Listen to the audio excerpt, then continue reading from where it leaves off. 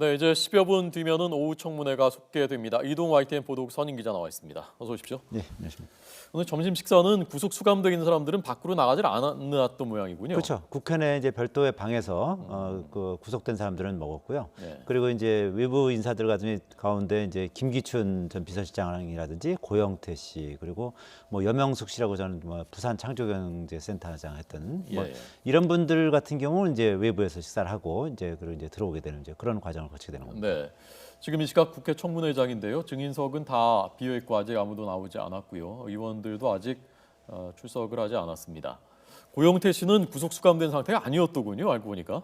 네, 그렇습니다. 예. 이제 고영태 씨 같은 경우는 검찰 조사를 받긴 했습니다만 고영태 씨 같은 경우는 오히려 무슨 뭐 비리 혐의를 받는 게 아니라 네. 오히려 어떻게 보면 이 사건을 사실상 처음 그 제보를 해서 기사화하게 만든 그런 인물 아니겠습니까? 네, 네. 그러니까 최순실 씨하고 관계가 틀어지면서 결국 이제 최순실 씨의 어떤 뭐 비리라든지 이런 부분에 대해서 특히 그 의상실 그 CCTV 화면 있지 않습니까? 그 샘플실, 예, 그 예. TV조선의 특종이었던 그 화면이라든지 아니면 뭐 대통령의 순방 일정 이런 어떤 서류하고 이런 걸 같이 이제 알고 지내던 이제 TV조선의 사회부장한테 제보를 해서 결국 TV조선이 특정 보도를 하게 되는 이제 결정적인 역할을 했던 인물인 거죠. 예.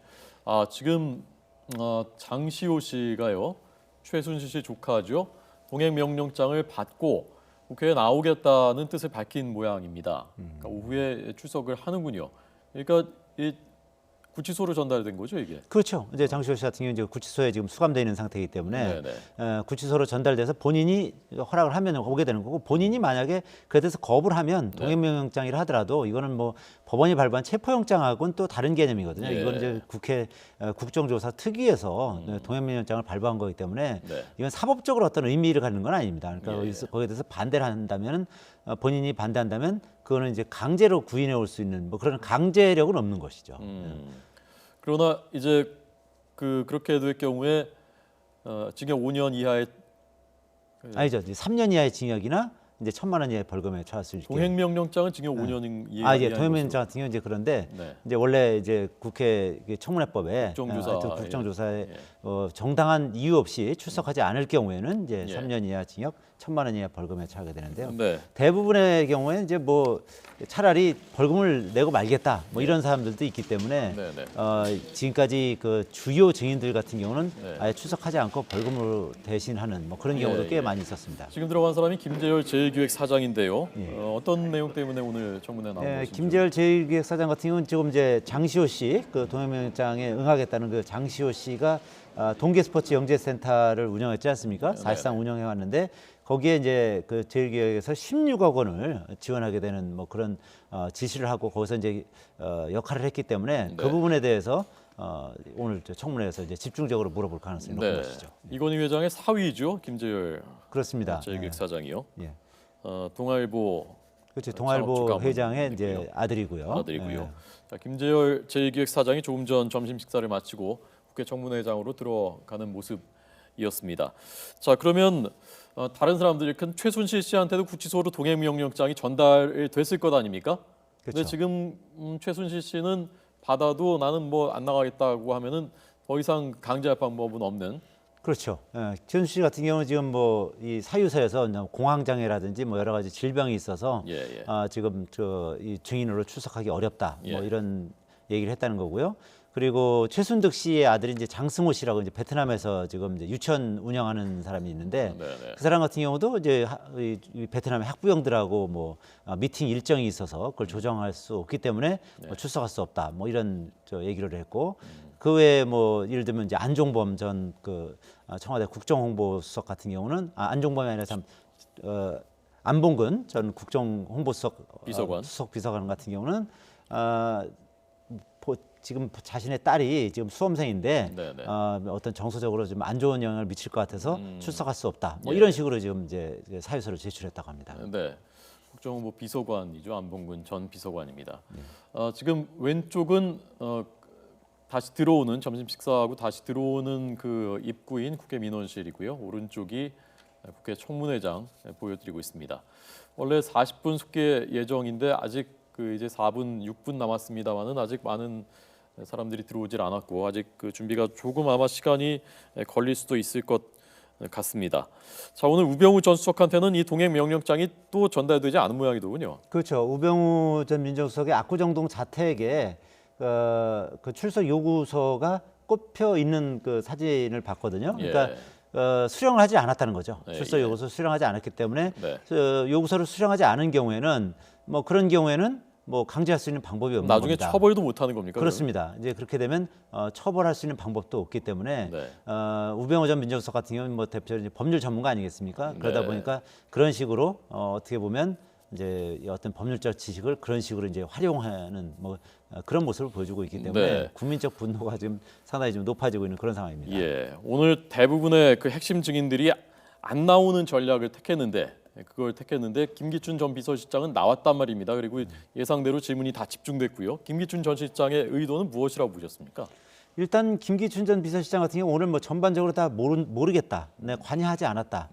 그리고 일부 뭐 잘못된 부분에 대해서는 뭐 죄송하게 생각한다. 이런 식으로 좀 답변하고 있거든요. 그러니까 어떤 그 청문위원들이 이 국조특위위원들이 어떤 질문을 하든지 간에 본인은 그것을 방어할 수 있는 나름대로의 어떤 자신감이 있다. 뭐 그런 판단을 한 것으로 보이고요.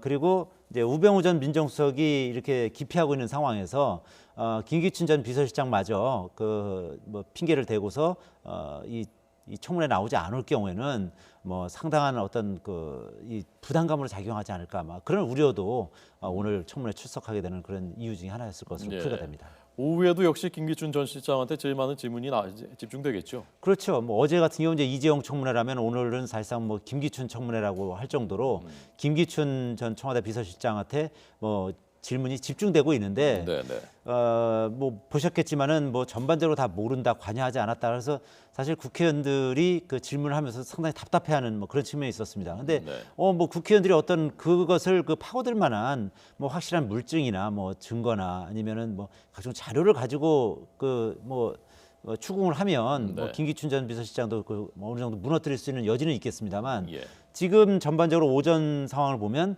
뭐 확실한 어떤 그 소위 말하는 스모킹 건이 없거든요. 그러다 보니까 김기춘 전 비서실장은 계속 뭐 국회의원들이 어떤 질문을 하든 뭐 그 부분은 난 모르는 일이다, 뭐 관여하지 않았다, 뭐 이런 식으로 계속 피해 나가고 있는 그런 상황인 거죠.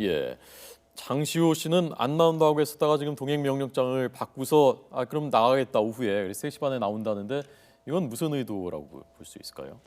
글쎄요, 어쨌든 뭐 이 전반적으로 이 사건과 관련해서 이제 국민적 분노가 뭐 상당히 지금 들끓고 있는 상황 아니겠습니까?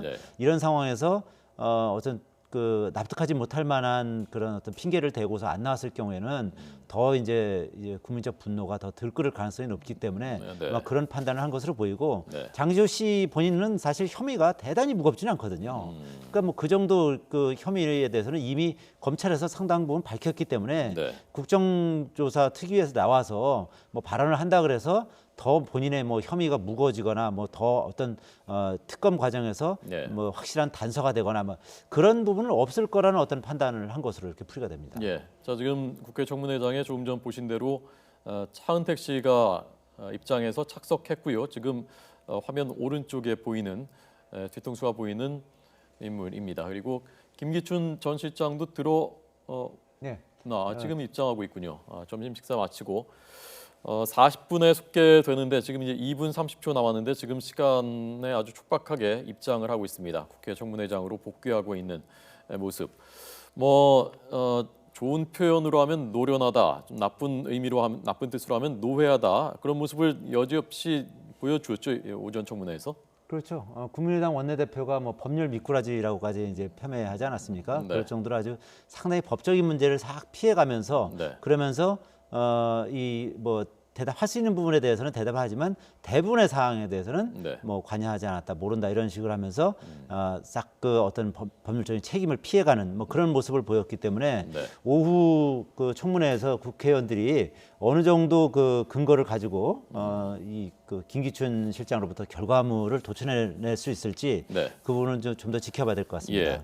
아까 안민석 의원이 추가 증인으로 청와대에 근무했다는 경찰관 모 씨하고 그다음에 그 미용사 세월호 당일에 들어갔었던 미용사를 추가로 증인 채택하는 방안을 추진하겠다라고 했는데 그러면 어떻게 되는 겁니까? 나중에 또 청문회를 다시 열 수도 있는 겁니까? 청문회를 다음에 14일, 15일 또 열게 돼 있습니다. 그때 이제 청문회 증인으로 지금 이제 안민석 그 의원이 얘기한 그 청와대 어떤 양심선언을 하겠다는 그 네네. 경찰관 예. 그리고 뭐 대통령 머리를 이제 손질해 줬다는 예. 그런 보도가 났고 청와대에서도 뭐 시인했지 않습니까? 네. 뭐 티모 미장원인데요. 아주 뭐 상당히 여러 개 체인을 가지고 있는 예. 그런 뭐 유명 체인이라고 하고 거기에 뭐 정모 원장이라고 하는데 네. 그 정 원장은 지금 여러 가지 그 지금 그 이 청문위원들의 이 여러 가지 이제 의중을 봤을 때는 예. 다음 청문회 때 증인으로 채택될 가능성이 뭐 대단히 높을 것 같습니다. 네.